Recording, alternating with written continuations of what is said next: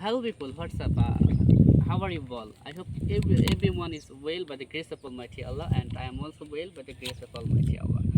So today's I wanna discuss about one thing. It's honesty. What is honesty? Honesty is the best policy. The wise people say, the intelligent people say that it has a huge thing in this simple sentences. Now I wanna discuss something. So one is if you behave with your friends, or it can be your neighbors, or it can be your sibling, or your cousin beside your people.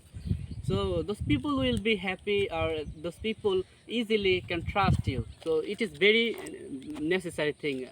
On the other hand, if you look around the world, or if you look around the job sector, such like if you are a job holder, and if you maintain your duty honestly, if you do it your work honestly, then your officer, like your boss, will be happy. Those tasks will be correct way.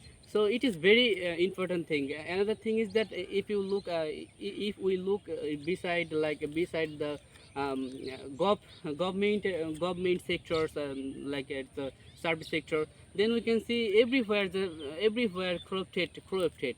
It's a very shame for as a Bangladeshi, we have to be anti-corrupted. So if those people work honestly, then our country will be developed day by day.